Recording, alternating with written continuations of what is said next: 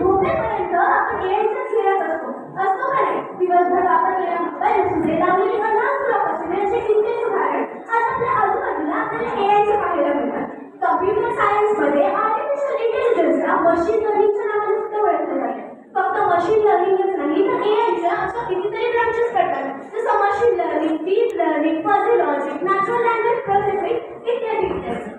AI ही आजच्या जगामध्ये किती फास्ट फॉरवर्डिंग टर्म आहे ना हे सांगण्याची गरज नाही. 1955 साली जॉन मेकार्थी या नावाच्या एका अमेरिकन सायंटिस्टने एका प्रेस कॉन्फरन्समध्ये एआय ही टर्म सगळ्या जगासमोर ठेवली आणि मग काय एआयची गाडी सुद्धा निघाली. ही टर्म कुठलीही मॉडर्न टर्म नाही. एआय ही टर्म कुठली मॉडर्न टर्म नाही, तर यावर दशकांपासून चर्चा केली जाते.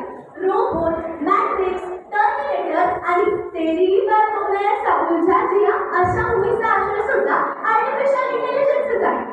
आता आर्टिफिशियल इंटेलिजन्स बद्दल बोलायला घेतलं तर आर्टिफिशियल इंटेलिजन्स ही आजच्या जगामध्ये लाईटच्या स्पीडनी वाढणारी एक टेक्नॉलॉजी आहे. हे मी तुम्हाला एका स्टॅटिस्टिक रेशोवरून समजावते. जसं नेटफ्लिक्स हा ॲप जेव्हा आला ना तेव्हा त्याला 1 मिलियन युजर्सचं माइलस्टोन कंप्लीट करण्यासाठी 3.5 वर्ष लागले. ट्विटरला 2 वर्ष लागले. फेसबुकला 10 महिने लागले, तर इंस्टाग्राम सारख्या ॲपला सुद्धा 2 महिने लागले. परंतु जेव्हा एआय हा सगळ्यांच्या नजरेत आला तो म्हणजे तेव्हा जेव्हा ओपन एआय कंपनीने ChatGPT लॉन्च केला. या ChatGPTला हा 1 मिलियन युजर्सचा माइलस्टोन कंप्लीट करण्यासाठी फक्त आणि फक्त 5 दिवस लागले. यावरून आपल्याला हे लक्षात येतं की एआय हा आपल्या जीवनाचा एक असा अविभाज्य भाग बनला आहे त्याच्याशिवाय आपण खरं तर राहूच शकत नाही. पण जेव्हा आपण एआयची डार्क रियालिटी बघतो तेव्हा आपल्याला हे लक्षात येतं की एआय हा फक्त एक टूल नसून एक ब्लॅक होल आहे. नक्कीच एआय चंद्रतारे घेणारा नाहीये, परंतु हा जॉब किलर नक्की करू शकतो. जॉब घेणारा नक्की आहे. एक स्टॅटिस्टिकल रेशोवरून कळलं की जेव्हा एआय आला तेव्हापासून आतापर्यंत 85 मिलियन जॉब हे एआयमुळे गेले. पण यामध्ये चांगली बातमी अशी की 85 मिलियन जॉब गेल्यानंतर सुद्धा 97 मिलियन जॉब हे क्रिएट सुद्धा झाले. आता यामध्ये प्रश्न असा पडतो की 97 मिलियन जॉब मिळतील कोणाला? तर आता 2022च्या सेन्सस नुसार आपल्याला हे लक्षात येतं की भारताची लिटरसी रेट ही फक्त 77% आहे.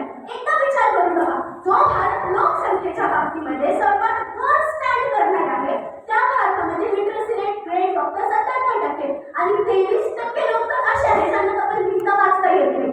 आपल्या भारतामध्ये तरुणांची संख्या सगळ्यात जास्त आहे, पण या तरुणांच्या संख्येमध्ये 0 पासून ते 2 रेशो पर्यंतच्या काही तरुणांना कम्प्युटरचा ऍडव्हान्स नॉलेज आहे. आणि अशामध्ये Tata, Tesla, Amazon, air India अशा ग्लोबल लेवलच्या कंपनीज ज्या आहेत त्या म्हणतात की आम्हाला एम्प्लॉईज नको, एआय हवे. मग अशा याच्यात तुम्ही बघू शकता की एआय जॉब किलर कोणाचा बनणार आहे. एआय हा खरं तर जॉब किलर नाहीये, पण एआयला जो यूज करू शकतो ना तो नक्कीच आपला जॉब किलर बनू शकतो, तो नक्कीच आपला कॉम्पिटिटर बनू शकतो.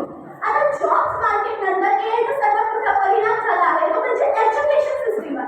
आज आपल्याला कोणता निबंध जरी लिहायला सांगितला ना तरी आपला पहिले उघडतो तो म्हणजे ChatGPT, फ्लेक्सिबिलिटी, जेमिनी, गुगल आणि असे अनेक एआय आपल्याकडे आहेत. फक्त म्हणायचं एआय एवढं लिहून दे बरं, झालं आपलं काम.